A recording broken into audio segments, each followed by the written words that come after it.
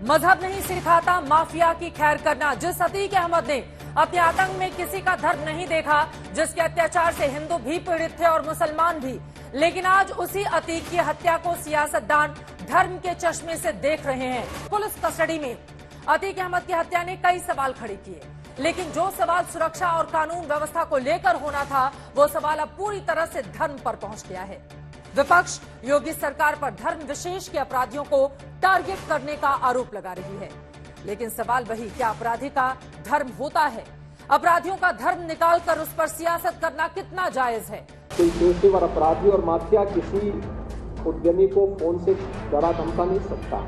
इसी तरह से घूम फिर करके मुख्तार का नाम भी लिया जाए कि नंबर उन्हीं का है, लेकिन अभी फिल्म कलर नहीं बन पा रही। बड़े बड़े माफियाओं के आपराधिक कर्म में धर्म वाला एंगल देखने वाले अतीक अहमद और उसके भाई अशरफ की हत्या को भी मजहब वाला रंग देने की कोशिश में है। ऐसे ही कुछ लोग अतीक के बाद मुख्तार अंसारी को लेकर भी तमाम अटकलें लगा रहे हैं, बेवजह यूपी के माहौल को गरमा रहे हैं। किसी तरह से घूम फिर करके मुख्तार का नाम भी लिया जाए तो अपनी तरफ से ले रहे हैं सब लोग कि नंबर उन्हीं का है, लेकिन अभी फिल्म कलर नहीं बन पा रही। कलर फिल्म जब बनेगी जब अफजाल अंसारी से भी कहलवाया जाए कि उनकी जान को खतरा है। मैं आपसे बता रहा हूं कि षड्यंत्र तो हो रहे हैं, अब हुए हैं, अब होते रहेंगे, लेकिन ईमान इस बात का है कि मारने वाले से बढ़कर है बचाने वाला। लेकिन इन अपराधियों की क्राइम कुंडली खंगालें तो साफ साफ पता चलता है कि खून से सनी इनकी सत्ता के लिए न तो धर्म कोई मायने रखता है और न ही किसी मजहब का कोई महत्व है। यही वजह है कि अतीक अहमद ने कई साल तक जिसको आतंक का शिकार बनाया, उसमें हिंदू मुस्लिम दोनों ही शामिल हैं। दोनों पीड़ितों की कहानियां दर्दनाक हैं, कुछ की तो बेहद शर्मनाक है।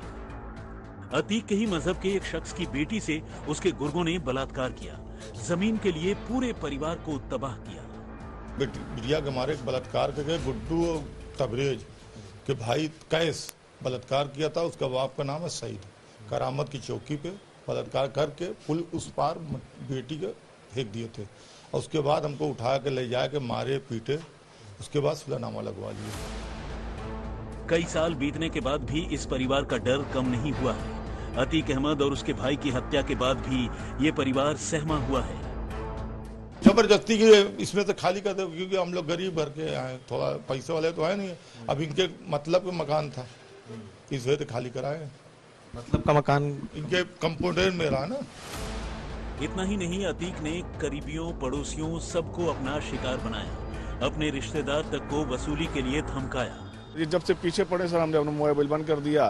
फिर जब देखें पैसा नहीं दिया तो मेरी जो कीमती ज़मीन, जो हमारे बाप दादा की ज़मीन है सर, पुश्तैनी ज़मीन है, तो उसको काफ़ी कीमती ज़मीन है, तो उसको कहने लगे कि इसकी ज़मीन जो है मेरी बीबी साजिद नाम लिख दो या तो ऐसा प्रेशर था कि यार ज़मीन लिख दो या तो 5 करोड़ रंगदारी दे दो, दोनों चीज़ें एक ही थी। आतंक की काहानी प्रयागराज की श्वेता शर्मा की भी है, जो घर पर कब्जे के बाद से इधर उधर भटक रही है। 6 अक्टूबर को मेरे मामा ससुर और हस्बैंड दोनों को क्या कहते हैं, रणविजय सिंह और मोहम्मद आसिफ दोनों आए और गन पॉइंट पे उठा के लेके चले गए, अतीक के आदमी होने का डर दिखा के। और मेरे नहीं होने पे वो ये बोले कि तेरी बीवी रायपुर में है और तेरे को वहीं से उठा लिया जाएगा और उसको मरवा दिया जाएगा। तो उस डर में मेरे हस्बैंड और मामा ससुर चले गए और उनको ये भी नहीं पता था कि वो करना क्या चाह रहे हैं। उनको साइन कराया गया और उनको वापस छोड़ दिया गया। ऐसे ही पीड़ित परिवार को राहत देता योगी आदित्यनाथ का ताजा बयान है, जो अपराध की दुनिया में बैठे हर एक अपराधी के लिए एक बड़ा फरमान है। यूपी में कोई माफिया किसी को धमका नहीं सकता, जबरन किसी की जमीन पर कब्जा नहीं जमा सकता। 2017 से लेकर 2023 में एक भी दंगा यूपी में नहीं हुआ। एक भी बार कर्फ्यू यूपी में नहीं लगा, उसकी नौबत ही नहीं आने पाएगी। अब कोई पेशेवर अपराधी और माफिया किसी उद्यमी को फोन से डरा धमका नहीं सकता है, कोई नहीं डरा धमका सकता। कहानियां कई हैं और इस पर जबरदस्त सियासत भी हो रही है। बात अब बढ़कर मुख्तार अंसारी तक पहुंच गई है। 29 अप्रैल को मुख्तार और उसके भाई अफजाल पर फैसला आना है। जाहिर है बयानबाजी का मकसद अब तक के मुद्दों को गरमाना है। 2005 में ताजा घटना जो यही वजह है कि अफजाल अंसारी बार बार अतीक के केस का हवाला दे रहे हैं। पूरा मामला स्क्रिप्टेड होने की बात कह रहे हैं। अगर इसकी निष्पक्ष जांच होगी तो आप भी हो, मैं भी हूं, ये सारी स्क्रिप्ट सब पहले से तैयार थी।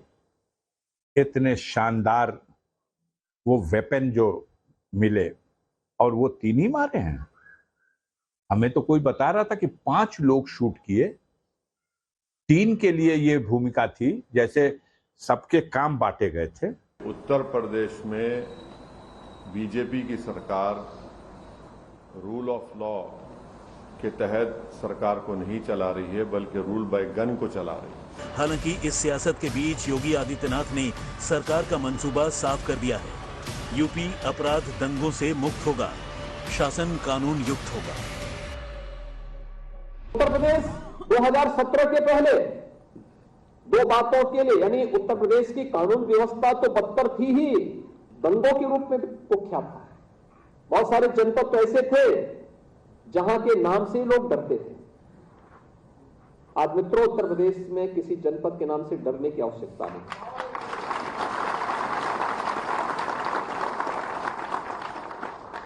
जो पहले उत्तर प्रदेश के पहचान के लिए संकट थे, आज स्वयं आप देख रहे होंगे कि उनके लिए स्वयं ही संकट बनता जा रहा है। सरकार की मंशा साफ है कि अतीक की हत्या को किसी धर्म से न जोड़ा जाए, इसे मजहब वाली सियासत से बचाया जाए। कोशिश कानून के राज की है, अपराधियों के खिलाफ कड़े एक्शन की है। आज तक ब्यूरो। बड़ी खबर आपको देते हैं, आज तक की बात एक्सक्लूसिव। आज तक के पास मौजूद है असद का ऑडियो टेप, जिसके जरिए आप जानेंगे कि किस तरह से बिल्डर को डरा धमकाकर वो पैसों की वसूली करता था। उमेश पाल हत्याकांड में ये सबसे बड़ा खुलासा आज तक पर अतीक के बेटे असद का सामने आया है। ऑडियो टेप, जेल से एक तरफ पिता अतीक की धमकी और दूसरी तरफ बेटे का एक्शन ग्राउंड पर कैसे चल रहा था। मोहम्मद मुस्लिम से 1 करोड़ रुपए की मांग कैसे की थी असद ने, जिसको एनकाउंटर में पुलिस ने मार गिराया। सुनिए इस ऑडियो टेप को जो आज तक के पास एक्सक्लूसिव है। हेलो। भूल गए थे। ये कह रहे थे कि भाई के पास हम जाते हैं जेल मुलाकात करने से, उमर भाई से मिलने जाते हैं जेल। तो उन्होंने ही हमसे कहा था आपसे बात करने को कुछ। अच्छा। वो 5 तारीख को आ रहे हैं पेशी पे। तो आप टाइम निकाल के वो उनसे मुलाकात के लिए आ जाते हैं। तो हम यार कचहरी हमको न बुलाओ, समझो। क्या हो गया कचहरी में? कचहरी में थोड़ा सा ठीक नहीं रहता, कचहरी हम जाते भी नहीं उधर। या जेल चलिए हमारे साथ। अब जेल वेल हम न जा पाएंगे, और कोई मैसेज हो बताओ तो हम बताओ, जो करना हो कर दें। नहीं तो मुलाकात न कर पाएंगे ये कहना चाह रहे हैं आप? तो मुलाकात कर लिया जाता है। तो कैसे वो पेशी पे भी ना आ पाएंगे आप? जेल पेशी पे न बुलाओ हमको, पेशी पे असल में चूंकि हम वहाँ जाते भी नहीं, हम कचहरी उचहरी ज्यादा। तो फिर कैसे मुलाकात होगी? मुलाकात हम तुम कर लेंगे कहीं पे जहाँ कहोगे। नहीं, उमर भाई से मिलना था आपको। उमर से मिलना है तो चलो, अच्छा हम देखते हैं, क्योंकि वहाँ चूंकि कचहरी उचहरी बहुत कम जाते हैं ना। एक बार वहाँ मुलाकात हो गई थी उन लोग से, जकी लोग से।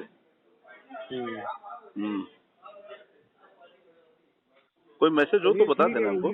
बस वही बात है ना कि एक अब हम क्या बताएं, एक कहावत है कि खरबूजे को देख के खरबूजा रंग बदलता है। मतलब समझे नहीं। उस पे हम आगे क्या कर सकते हैं?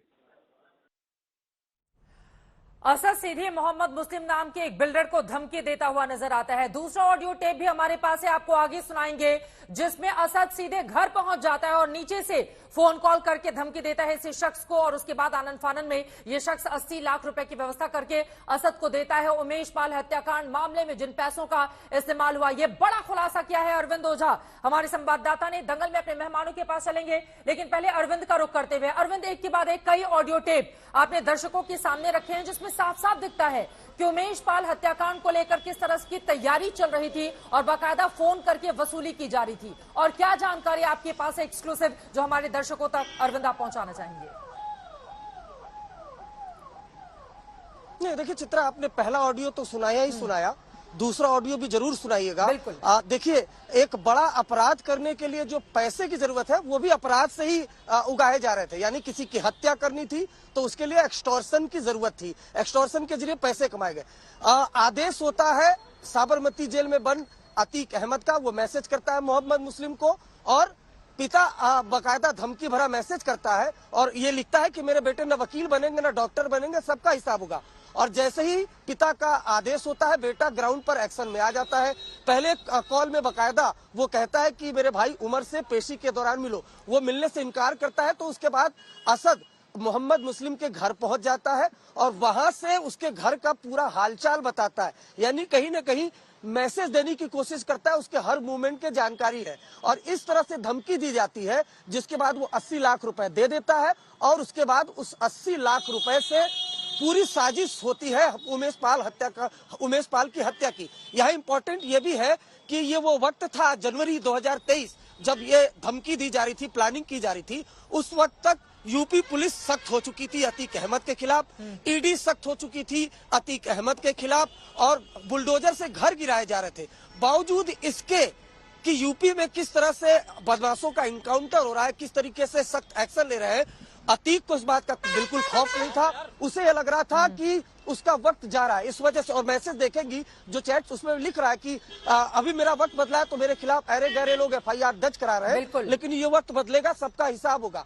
तो कहीं न कहीं उमेश पाल की जो हत्या है वो अतीक ने मैसेज देने की कोशिश की थी कि यूपी में सरकार किसी की भी हो, सत्ता उसी की चलेगी। अफसोस इस बात का है कि एक पिता ने अपने बेटे को कातिल बना दिया और वो मैसेज में लिख भी रहा है कि मेरे बेटे न वकील बनेंगे न डॉक्टर बनेंगे। और हुआ भी यही, अतीक अहमद के बेटे असद ने बकायदा चेस करके गोली मारी और उसके बाद इनकाउंटर में मार गिराया गया। जैसा किया था वैसा ही भरा असद ने, लेकिन एक पिता अपने बेटे से किस तरह का अपराध करवा रहा था, जो ऑडियो मैसेज सामने आए हैं उसके जरिए आप समझ सकते हैं। साबरमती जेल से ही बकायदा वो सिंडिकेट चला रहा था, अपने बेटे को निर्देशित कर रहा था और बेटे जैसा वो बोल रहा था बिल्कुल वैसा ही करते हुए नजर आए। आगे का जो दूसरा ऑडियो है वो भी आप तक सुनाएंगे। फिलहाल के लिए शुक्रिया अरविंद इस पूरी जानकारी के लिए। अरविंद ओझा जो हमारे संवाददाता इस ऑडियो को लेकर देश तक पहुंचे हैं और उन्होंने बताया कि किस तरह से ये साजिश जनवरी के महीने में पहले से ही रची जा रही थी। सलामणी जी, शुरुआत आपसे ही करते हुए, जनवरी के महीने में इतनी बड़ी प्लानिंग रची जा रही थी, साजिशें रची जा रही थी,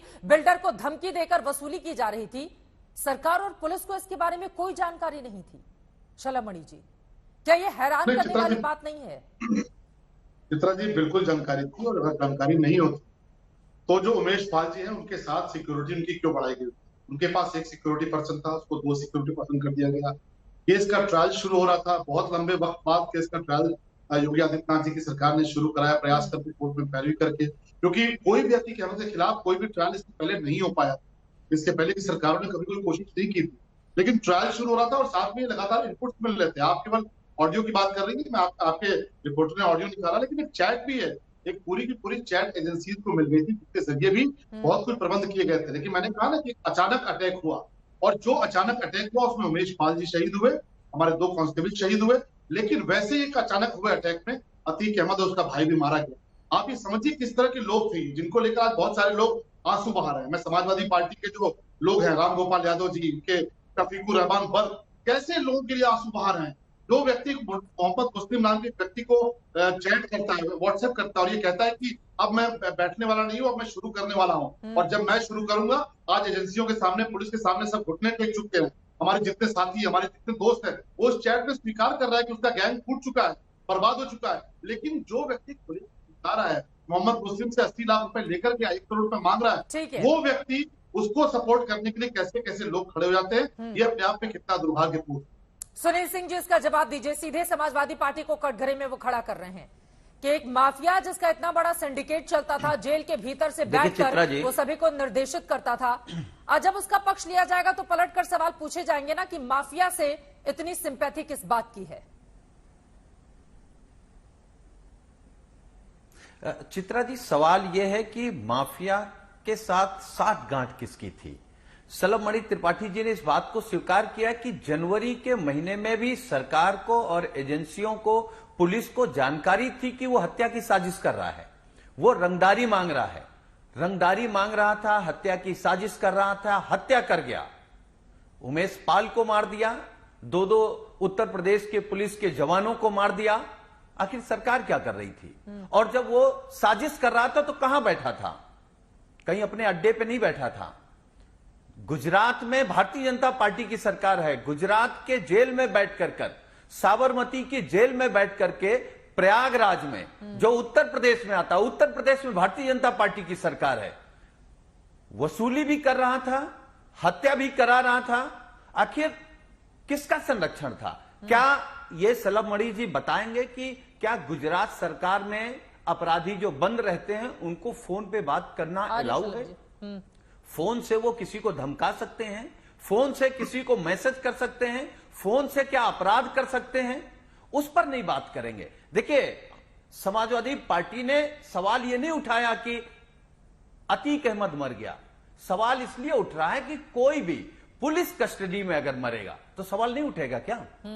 नहीं उठना चाहिए। ठीक है, अपराधी था वो, सिंह यादव जी, उसको सजा हो गई जाति और धर्म देखकर लेकिन आपके ही मुखिया की ओर से इस तरह का बयान सामने आया है, इस वजह से भी सवाल पूछे जा रहे हैं। ठीक है, आपने जो सवाल खड़े किए शलभ जी से जवाब ले लेती हूँ, उसके बाद आप बोलिएगा। आगे भी दो मेहमान जुड़े हुए हैं।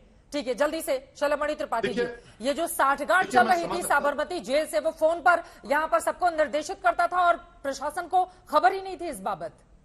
चित्रा जी, मुझे लगता है कि आप इस बात को समझ रही हैं, लेकिन आप कह नहीं पा रही हैं। बाकी समाजवादी पार्टी का तो काम ही है अतीक अहमद को डिफेंड करना। उसको उन्होंने एमपी बनाया, मेंबर ऑफ पार्लियामेंट बनाया। एक जैन साहब बैठे हैं यहाँ पर। बहुत बार एजेंसी ऐसे फोन नहीं पकड़ती है। क्यों? क्योंकि फोन नहीं पकड़ती तो ये पता कैसे चलता कि अतीक अहमद के खेल में क्या चल रहा है, अतीक अहमद क्या साजिश कर रहा है। एक जैन साहब बताएंगे आपको।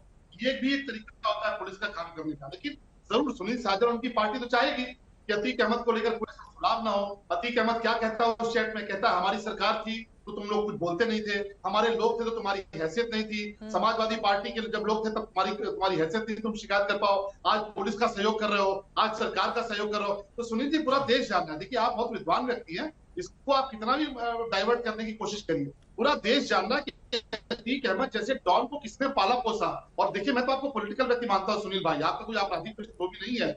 सुनील यादव साजन एमपी बने, मुझे खुशी होगी, लेकिन अतीक अहमद जैसे व्यक्ति को आपकी पार्टी ने सांसद बनाने का महापाप किया। आज उसके बेटे को, मुख्तार अंसारी के बेटे को विधायक बनाने का आपकी पार्टी ने महापाप किया। मुख्तार अंसारी को लेकर आपकी पार्टी में और बसपा में लूट खसोट मची रहती है। ठीक है, अब इसी पर रहते हैं। और अगर साबरमती जेल से सारे व्हाट्सएप चैट और फोन कॉल की जानकारी थी, फिर उमेश पाल की हत्या कैसे हो जाती है? तब तो षड्यंत्र की जानकारी भी पुलिस के पास होनी चाहिए कि कैसे षड्यंत्र रची जा रही थी। लेकिन आपने जो सवाल खड़े किए हैं सुनील जी से, उसका जवाब ले लेती हूँ मैं। सिक्योरिटी दिया था, देखिए चित्रा जी, मैं सलभ भाई के हर सवाल का जवाब देने को तैयार हूं और मैं उम्मीद करता हूं कि वो हमारे भी सवाल का जवाब देंगे जो जनता जानना चाहती है। अच्छा, आपने कहा कि समाजवादी पार्टी ने एमपी बना दिया, एमएलए बना दिया। आपको आंकड़े मालूम है? आप जिस सदन में हैं, विधानसभा में भारतीय जनता पार्टी में जो विधायक हैं, 37% विधायकों पर आपराधिक मुकदमे दर्ज हैं। हम उस पर नहीं जाना चाहते। हम केवल भारतीय जनता पार्टी से, सरकार से सलभ भाई ये जानना चाहते हैं, जिस जनपद से आप विधायक हैं उसी जनपद में यही अतीक अहमद बंद था और लखनऊ से एक व्यापारी का अपहरण हो जाता है, वो जेल में जाता है, जेल में पिटाई होती है, उसका वीडियो वायरल हो जाता है। तब समझ में आता है कि अभी भी सरकार का संरक्षण है। तो कैसे कह सकते हैं कि पुरानी सरकार में वो गुंडा था और आपकी सरकार में साधु हो गया था? आखिर कौन लोग हैं जो फेस टाइम पर बात करते थे? आपका कौन नेता है जिसने 5 करोड़ रुपए लिए थे? कौन लोग हैं जो संरक्षण दे रहे थे? अगर उसकी हत्या नहीं हो जाती तो सारे आपके चेहरे जो सरकार में शामिल हैं, जो मददगार थे, जो अधिकारी थे, उनको सबको जेल होती। कौन है 5 करोड़ वाला नेता? बार बार आप लोग सवाल उठा रहे हैं सुनील जी। मैं तो जानना चाहता हूं ना, फेस टाइम पर। अच्छा, उसकी बहन ने किस इनके मंत्री पर आरोप लगाया कि उन्होंने 5 करोड़ रुपए लिए हैं, वापस कर दे? क्या सलभ भाई नहीं जानते? आप नहीं जानती? देश का मीडिया नहीं जानता? उत्तर प्रदेश की सरकार नहीं जानती? किसकी साठगांठ थी? फेस टाइम पर इनका कौन बड़ा नेता बात करता था? हमें तो जानकारी नहीं है, लेकिन हम आज तक के कार्यक्रम के माध्यम से जानना चाहते हैं अगर आपके किससे बात करते हैं, तो आप नाम लेने से क्यों बच रहे हैं? ये सवाल बढ़ा है ना, लेकिन आगे विस्तार देते हुए बाकी दो नामों को भी लेकर आना चाहूंगी। आ रही हूँ शलभ जी, एक जल्दी से बोल लीजिए। देखिए, मैं तो सिर्फ इतना कहूंगा कि देखिए, अतीक अहमद को किसने पाला पोसा और अतीक अहमद को किसने बर्बाद किया, ये देश देख रहा है। आज अतीक अहमद अगर बर्बाद हुआ है तो मानवाधिकार आयोग के दरवाजे पर फूट फूट कर रुदाली गैंग पहुंचा हुआ है, उसमें समाजवादी पार्टी भी है, शफीकुर रहमान बर्क भी। हमें प्रमाण देने की आवश्यकता नहीं है, और आप में अगर साहस है तो नाम देकर बताइए कौन पैसा लिया, क्योंकि अभी चित्रा जी के सवालों से आप बच रहे हैं। तो ये झूठ बोलने से काम नहीं चलेगा। अतीक अहमद आज जिस स्थिति में पहुंचा है, उसके लोग जिस स्थिति में पहुंचे हैं, उत्तर प्रदेश की योगी आदित्यनाथ जी की सरकार के चलते पहुंचे हैं, ये पूरा देश जान रहा है। अफजाल अंसारी जो कि बीएसपी के सांसद हैं गाजीपुर से, लेकिन समाजवादी पार्टी के सहयोग से उन्होंने 2019 में चुनाव लड़ा था और जीता था, यानी कि समाजवादी पार्टी बीएसपी गठबंधन के 2019 के सांसद। उनकी ओर से कहा जा रहा है अतीक शूटआउट राजनीतिक षड्यंत्र है, सोची समझी साजिश है, अफजाल अंसारी की ओर से कहा जा रहा है। और साथ ही ये भी वो बताते हैं कि अतीक शूटआउट पर 3 नहीं बल्कि 5 शूटर्स थे। इस बात की जानकारी उनको कैसे लगी? बहुत चर्चा है कि अतीक के बाद मुख्तार का नंबर है, लेकिन अभी नंबर नहीं है, मारने वाले से बचाने वाला ज्यादा बड़ा होता है, ये कह रहे हैं सांसद महोदय। अहंकार तो रावण का भी नहीं बचा, ये भी जिक्र करते हुए नजर आ रहे हैं। और साथ ही शलभ जी आपके लिए सवाल भी खड़े कर रहे हैं, यूपी में परिंदा भी पर नहीं मार पाता तो फिर इतना बड़ा हत्याकांड कैसे हो गया? इस सवाल का जवाब आप दीजिएगा अफजाल अंसारी की ओर से, चूंकि एक मामले में 29 अप्रैल को फैसला आने वाला है, उसके ठीक पहले का उनका ये इंटरव्यू काफी महत्वपूर्ण हो जाता है। लेकिन मौलाना मदनी की ओर से भी एक बयान दिया गया है। वो बोल रहे हैं हत्याकांड साबित करता है कि प्रदेश में कानून का राज पूरी तरह से खत्म हो गया है। पीएम और एचएम इस घटना के बाद लोगों में पैदा हुए अविश्वास के माहौल को कम करने के लिए आवश्यक कदम उठाए। मैं अपील करता हूं ताकि लोगों में जो तनाव है वो खत्म हो पाए और दूसरे समुदाय के प्रति दुर्भावना भर गई है उसे खत्म किया जा सके। शोएब जमाई जी, मैं आपके पास आते हुए, ये दूसरे समुदाय के प्रति दुर्भावना भर गई है उसको खत्म किया जा सके। अब अपराधी के भीतर भी क्या देखा जाएगा कि वो कौन से मजहब और धर्म से ताल्लुक रखता है? क्या ये दिन आ गए हैं उत्तर प्रदेश और देश के कि एक अपराधी के भीतर हम धर्म के चश्मे से अपने अपने हिसाब से फैसला ले रहे हैं? चित्रा जी, मुझे लगता है कि जो सत्ता पक्ष में बैठे हैं कभी कभी उनको आईने में झांक कर देखना चाहिए। शलभ मणि त्रिपाठी जी खुद एक बड़े जर्नलिस्ट रहे, पत्रकार रहे, लगता है काफी मासूम है, भूल जाते हैं कि इन्हीं की पार्टी के एक एमपी हैं, member of parliament Brijbhushan Singh, जिनको वेट लिफ्टिंग बॉडी का जो है चेयरमैन भी बनाया गया। उन्होंने आपकी ही चैनल है, सिस्टर चैनल है लंदन टॉप, उसका खुद कैमरे पे कबूल किया था कि मैंने एक हत्या की, और उनके ऊपर कितने सारे आपराधिक मुकदमे दर्ज हैं।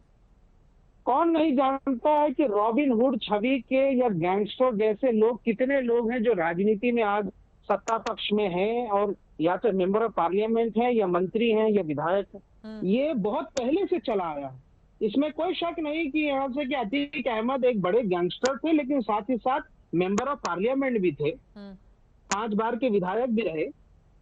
मैं नहीं कह रहा हूं कि अतीक अहमद के किसी अपराध को कोई हम लोग समर्थन कर रहे हैं, लेकिन ये सवाल तो जरूर पूछा जाएगा कि जिस चिट्ठी की बात शाइस्ता ने कही, चिट्ठी में लिख के कि अतीक और अशरफ को जेल से बहाने से निकाला जाएगा और उसकी हत्या कर दी जाएगी, कौन है वो पुलिस अफसर, कौन है वो मंत्री जिसके इशारे पर काम हो रहा था, इस चिट्ठी पर भी सवाल उठ रहे हैं।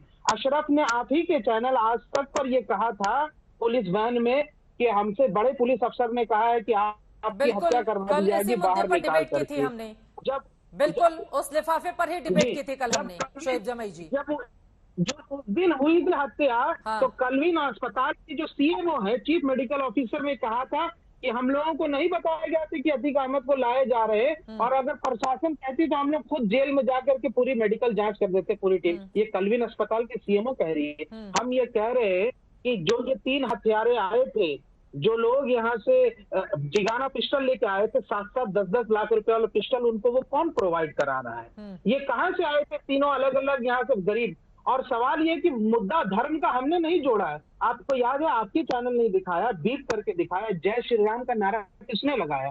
अतीक की हत्या करते ही जय श्री राम, मैं सरेंडर करता हूँ, मैं सरेंडर करता हूँ, जय श्री राम, ये इन्हीं 3 हत्यारों ने लगाया। हाँ, तो उन हत्यारों का कोई समर्थन नहीं कर रहा है ना। अगर ये नारे भी उन्होंने लगाए हैं तो हत्यारों का कोई समर्थन नहीं कर रहा है, और हम सब बोल रहे हैं कि जो तीनों हत्यारे हैं उनको उनके गुनाह की सजा मिलनी चाहिए। लेकिन एक जो दूसरा हत्यारा है जिसकी जान गई है, जिसने 100 से ज्यादा वारदात को अंजाम दिया था, उसके प्रति फिर सहानुभूति दिखाई जाएगी तो पलटकर सवाल पूछा जाएगा कि इसमें राजनीतिक षड्यंत्र, ये षड्यंत्र, वो षड्यंत्र, 3 नहीं 5 शूटर्स थे, ये कहां से जानकारी आ रही है? क्या सिर्फ माहौल बनाने के लिए इस तरह का बयान दिया जा रहा है? एक ही जैन जी, ठीक है, मैं लौट रही हूँ, एक ही जैन जी से एक टिप्पणी ले लेती हूँ।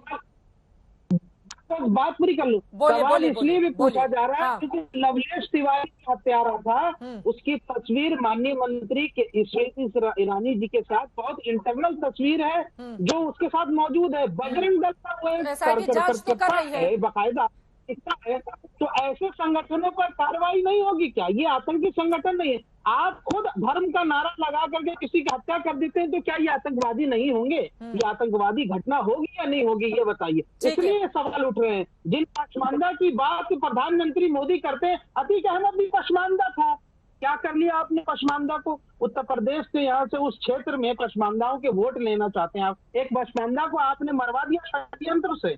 तो ये सवाल तो जरूर पूछा जाए। शलभ जी आप इसका जवाब दीजिए, उसके बाद ए के जैन साहब मैं फौरन आपके पास आ रही हूँ।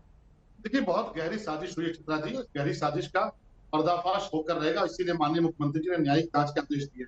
जय श्री राम का ही नारा क्यों लगाया गया, सवाल ये भी है। सवाल तो ये भी उठ रहा है कि ये नारा जानबूझकर कहीं लगवाया तो नहीं गया जय श्री राम को बदनाम करने के लिए, एक हिंदू धर्म को बदनाम करने के लिए। कौन लोग हो सकते हैं जो हिंदू धर्म को बदनाम करना चाहते हैं? कौन लोग टीवी चैनलों पर बैठ के हिंदू धर्म के खिलाफ बोलते हैं? बोलने दीजिए भाई, बोलने दीजिए। बाकी मेहमान भी दो लोग साथ में बोलेंगे, समझ में नहीं आएगा। शलभ जी को बात करेंगे, ठीक है। शोएब जमाई जी आवाज नहीं आएगी, दोनों लोग साथ में बोलेंगे, आवाज नहीं आएगी प्लीज। इनको शांत कराइए, चुप रहिए, पहले अपनी बारी बोलिएगा। प्रमाण की जरूरत क्या है? अपनी बारी पर बोलिएगा, क्यों डरते हैं? क्यों डरते हैं? शोएब जमाई जी दो लोग बोलेंगे एक साथ, आवाज समझ में नहीं आएगी, उनको बोलने दीजिए, उसके बाद अपनी बात रखिएगा। ए के जैन जी भी फॉर्मर डीजीपी हमारे साथ है, उनकी भी बारी है, तो जल्दी से जवाब ले लेते हैं। पहले बोलिए शलभ जी। नहीं चित्रा जी, हम लोग स्काइप से जुड़े होते हैं कि जैसे ही सच बोलना शुरू करता हूँ, ये शोएब जमाई जैसे लोगों की छटपटाहट तो शुरू हो जाती है, लगते हैं बिलबिलाने। तब से आप जय श्री राम के बारे में उल्टा पुल्टा बोल रहे थे तो नहीं छटपटाए। अब जैसे ही मैंने आपकी पोल खोली कि आप कौन फंडिंग किया, कौन सी जगहों से फंडिंग हुई, चित्रा जी ये सवाल है कि जय श्री राम के नारे को अपमानित करने के लिए और हिंदुओं को अपमानित करने के लिए फंडिंग किसने की, और टेलीविजन पर कौन मुस्लिमों का प्रतिनिधि बनकर आकर बैठता है और इस बात पर फोकस करता है कि हत्यारों ने जय श्री राम के नारे लगाए। सवाल के घेरे में वो भी है, क्यों? क्योंकि वो जय श्री राम को बदनाम करना चाहते हैं, प्रभु राम को बदनाम करना चाहते हैं, हिंदू धर्म को अपमानित करना चाहते हैं। तो जांच के दायरे में वो भी आएंगे जो ये कह रहे हैं कि ये नारा लगा है, इसका मतलब ये नारा जानबूझकर लगवाया गया चित्रा जी, कि नारा साजिश के तहत लगवाया गया और ये बहुत गहरी साजिश है। इस साजिश का पर्दाफाश होगा। ए के जैन जी मेरा सीधा सा सवाल आपसे है, एक तरफ मुख्तार अंसारी और अफजाल अंसारी मामले में 29 तारीख को फैसला आना है, लेकिन उनकी ओर से कहा जा रहा है कि राजनीतिक षड्यंत्र के तहत इस हत्याकांड को अंजाम दिया गया। 3 नहीं बल्कि 5 वहां पर हत्यारे मौजूद थे। इस तरह का बयान जब सामने आता है, वो भी एक सांसद की ओर से, अफजाल अंसारी बीएसपी के सांसद हैं गाजीपुर के, जब इस तरह का बयान सामने आता है तो केस पर ये कैसे सीधे असर डालता है, मैं जरा इसके बारे में जानना चाहूंगी आपसे। देखिए, उनको संभवतः गलतफहमी हो गई है, क्योंकि जो इंस्पेक्टर धूमनगंज ने एफआईआर शाहगंज थाने पे लिखाई है जी, वो 3 नामजद अभियुक्त और 2 अज्ञात के खिलाफ लिखाई है। पुलिस के पास समय था करीब 20 घंटे का पूछताछ करने का, उसके बाद उनको जेल में दाखिल किया गया है और वो जुडिशियल कस्टडी में गए। वो जो 2 अज्ञात हैं वो ये समझ रहे हैं कि वो वहां मौजूद थे। ये वो हैं जो कि उनके आका थे, जिनके नाम बताए जा रहे हैं, जिन्होंने इस घटनाक्रम को अंजाम दिलाया है। तो ये मान लेना कि 5 मौजूद थे, 3 नहीं थे। अगर 2 और भी थे या कोई बैकअप भी था वो भी पकड़े जाएंगे। पूरी एसआईटी का गठन हो गया है, बिल्कुल, और एक से एक उत्कृष्ट अधिकारी उसमें लगाए गए हैं उत्तर प्रदेश के। ये इसमें कोई बचने वाला नहीं है। इसकी तह तक जाया जाएगा कि कौन कौन इन अपराधियों के पीछे थे, किन्होंने इस घटनाक्रम को अंजाम दिलाया। कोई आर्म्स लॉबी ने कराया पंजाब की, पाकिस्तान की, या कोई बिल्डर हैं इसके पीछे बड़े जो इसके इन्वेस्टमेंट्स हैं उनको दबाना चाहते थे। इसका पर्दाफाश होगा और शीघ्र ही होगा और मीडिया के सामने, पब्लिक के सामने सब सच लाई जाएगी। जब पुलिस कस्टडी में अपराधियों की मौत हो जाती है, एसआईटी का गठन किया जाता है, एसआईटी के सामने वो 5 सवाल जिसका जवाब तलाशने की जल्द से जल्द उसकी ओर से कोशिश की जाएगी, उसको कैसे रखेंगे देश के सामने? ए के जैन जी आप देखिए, 3 जो पकड़े गए हैं इनका पुलिस कस्टडी रिमांड लिया जाएगा। हाँ। इनसे रिकवरीज के लिए पूरा प्रयास होगा।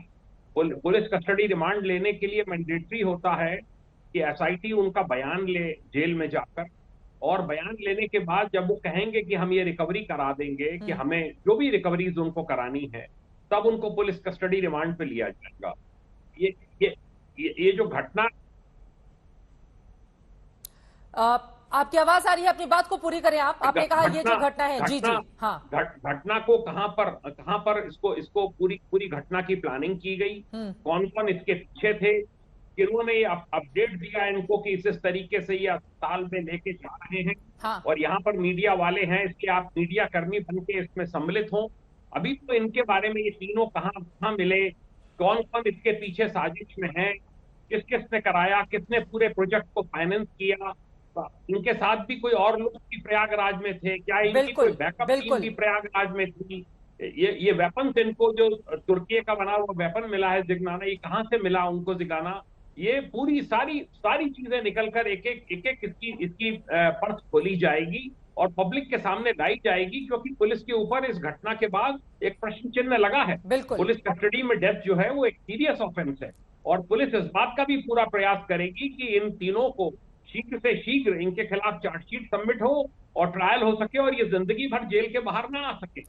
और एक बड़ी आबादी इस देश की या फिर उत्तर प्रदेश की ऐसी है जो इस बात को मानती है कि इन तीनों कातिलों का आका कोई और है। वहां तक पुलिस कैसे पहुंचेगी, कब पहुंचेगी, ये सवाल अपने आप में कायम है। पुलिस कस्टडी में जब तीनों को लिया जाएगा, पूछताछ होगी, ये जो हथियार है उनके पास कहां से आए जो हिंदुस्तान में बैन है। टर्की में बनने वाला 5 से 7 लाख रुपए जिसकी हिंदुस्तान में कीमत है, इतने महंगे महंगे हथियार अगर आप तीनों को गौर से देखेंगे तो समझ में आएगा कि तीनों इसको खरीद नहीं सकते। तो आका आखिर कौन है, उस तक पुलिस के हाथ कब तक पहुंचेंगे, ये सवाल बड़ा है। जो दूसरा ऑडियो टेप है उसमें किन बातों का जिक्र है, जल्दी से अपने दर्शकों को मैं बता देती हूं, उसके बाद चर्चा में नए सिरे से आगे बढ़ेंगे। असद और मोहम्मद मुस्लिम के बीच बातचीत का जो दूसरा ऑडियो टेप निकलकर सामने आया है, उसमें पहले तो वो जेल में मिलने के लिए कहता है अपने भाई से, और उसके बाद जब पैसे उसको नहीं मिलते हैं, फिर मोहम्मद मुस्लिम जब पैसे नहीं देता है, असद सीधा मोहम्मद मुस्लिम के घर पहुंच जाता है। उसके बाद वो बोलता है, हेलो हम असद बोल रहे हैं, आपके घर आए, इतने देर से खड़े हैं, आपने दरवाजा नहीं खोला। उसके आगे वो बोलता है, हम आ गए हैं आपके पास, अब मुलाकात करिए। मोहम्मद मुस्लिम मिलने के लिए मना करता है। असद बोलता है, कब आ जाएं आपके पास।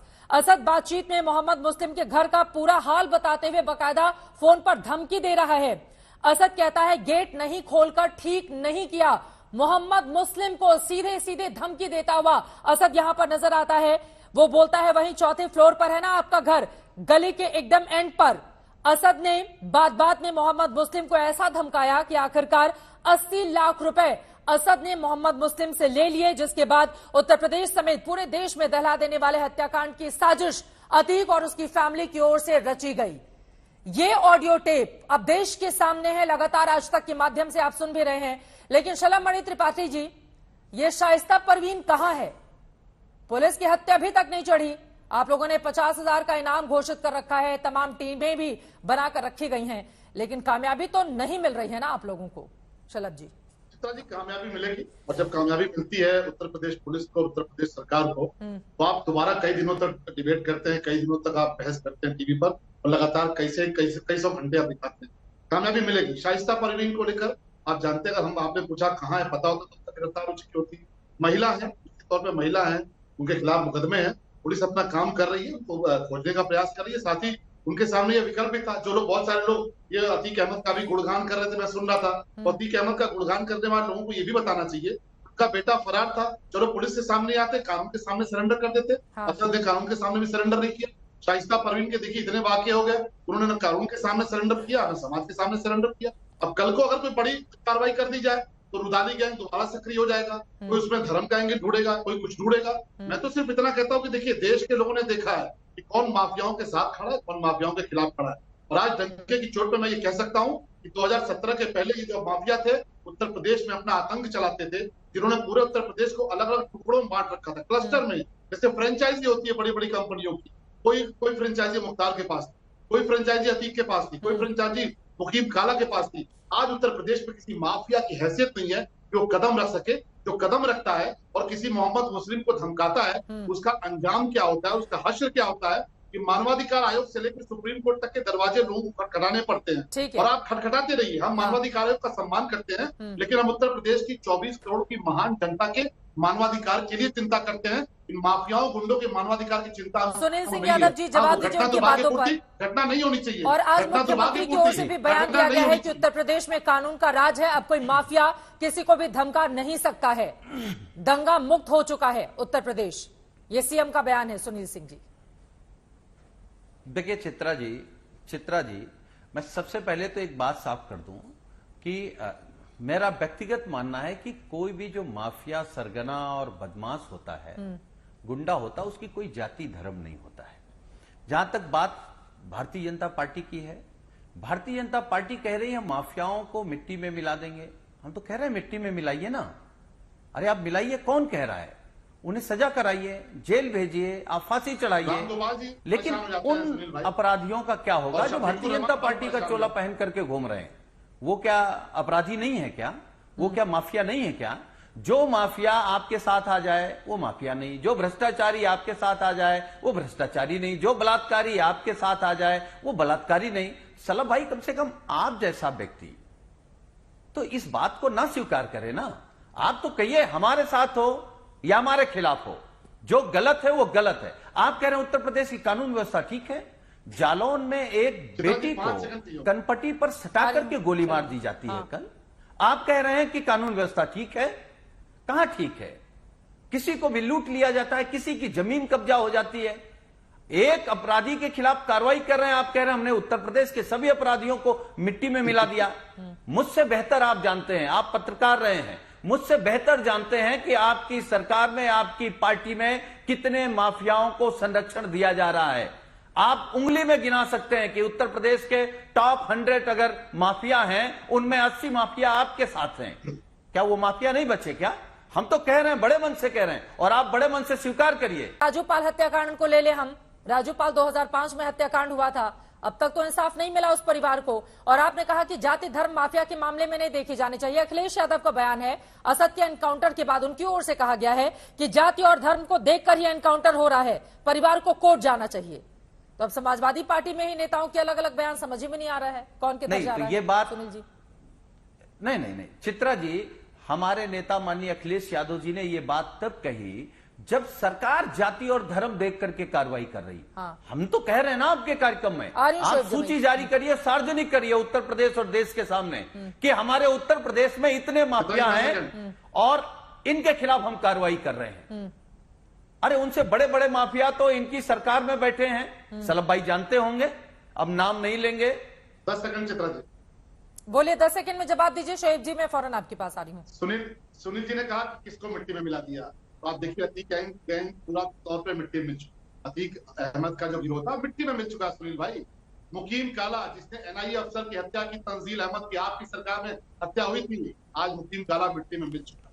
मुख्तार अंसारी की आप सुन ही रहे हैं, भाई चिल्ला चिल्ला कह रहे हैं कि अब हम मिट्टी में मिलने वाले हैं। आप कौन सा प्रमाण चाहते हैं? आज उत्तर प्रदेश में किसी माफिया की हैसियत है? चलिए हमने आपकी बात मान ली और शोएब जबई की भी बात मान ली कि आप चाहते हैं कानूनी तरीके से कार्रवाई हो। जरा याद करिए, अफजल गुरु को जब फांसी हुई, याकूब मेमन को जब फांसी हुई और कानूनी फांसी हुई, तो इस देश के रुदाली गैंग जाकर कोर्ट के दरवाजे पर पहुंच गए और माथा पटक पटक के कहा फांसी रोक दो। लेकिन मुझे पूरा उम्मीद है कि सुनील साजन और शोएब जमई देश के कानून के साथ खड़े हैं। चलिए आप जरा मुख्तार अंसारी के लिए फांसी की मांग कर दीजिए। मैं आपसे अनुरोध करूंगा सुनील साजन जी, इस पैनल पर बोलकर जाइए और शोएब जमई आप भी बोलकर जाइए कि आप मांग करते हैं कि मुख्तार अंसारी को फांसी होनी चाहिए। आप बोलिए, मैं उम्मीद करूंगा कि आप कानून के साथ खड़े हैं, देश के साथ खड़े हैं। चित्रा जी पूछिए कि दोनों मुख्तार अंसारी के लिए फांसी की मांग करते हैं कि नहीं करते? बोलिए, हाथ उठा रहे हैं सुनील सिंह जी। चित्रा जी, सलभ भाई आपने बड़े मन से सवाल किया और मैं बड़े साफ मन से इस बात को कह रहा हूं, जितने अपराधी हैं जिन्होंने किसी का घर लूटा है, किसी के बेटे को छीना है, किसी के पति को छीना है, किसी का घर बर्बाद किया है, उन सबको फांसी होनी चाहिए और सरकार सब अपराधियों के खिलाफ कार्रवाई करे, पैरवी करे और सबको फांसी हो।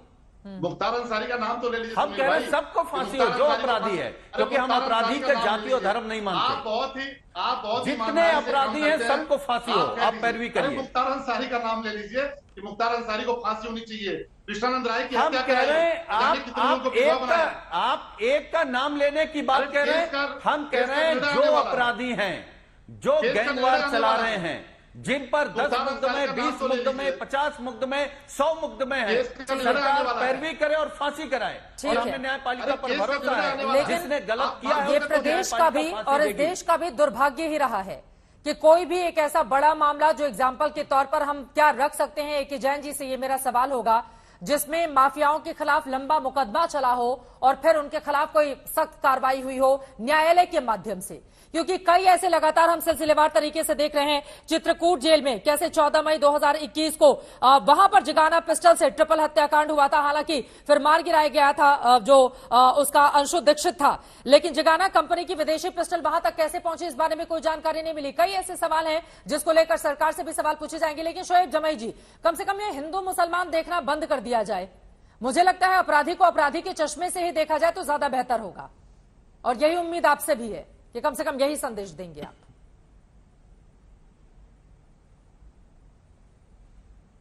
तब में धर्म या हिंदू मुस्लिम का जिक्र नहीं होगा, सिर्फ एक चीज पे फोकस कीजिए कि इन तीनों हत्यारों में से एक हत्यारा लवलेश तिवारी, मिसाल के तौर पर उसकी तस्वीर अगर किसी दूसरे पार्टी के नेताओं के साथ होती और वो कोई मुस्लिम नाम का धार्मिक नारा लगा रहा होता तो आज पूरे देश में हंगामा हो चुका होता। इस लवलेश तिवारी की तस्वीर भारतीय जनता पार्टी के बड़े बड़े नेताओं के साथ है, जिला संयोजक गोंडा के साथ है, केंद्रीय मंत्री यहाँ से स्मृति ईरानी के साथ है, बिल्कुल अंदरूनी बैठक में मौजूद है, बजरंग दल का सदस्य है, जय श्री राम का नारा लगा रहा है मारने के बाद, और इस बात की जांच नहीं हो रही। मैं कह रहा हूँ इससे पूछ लीजिए, पता चल जाएगा इनका पॉलिटिकल मास्टर कौन है, किसके इशारे पर यह हत्या करने गया था। ये तो दूध का दूध पानी का पानी हो जाएगा, बहुत जल्दी हो जाएगा, इसके लिए ज्यादा दूर जाने की जरूरत नहीं है। कौन है वो पुलिस अफसर, कौन है वो मंत्री जिसके इशारे पर ये काम हुआ है, उस चिट्ठी में क्या लिखा है, उसको सार्वजनिक क्यों नहीं किया जा रहा है जो अतीक अहमद और अशरफ ने लिखी थी। ये सवाल जल्दी से, ठीक है, लिफाफा मिल गया है क्या जिसमें अफसर का नाम है?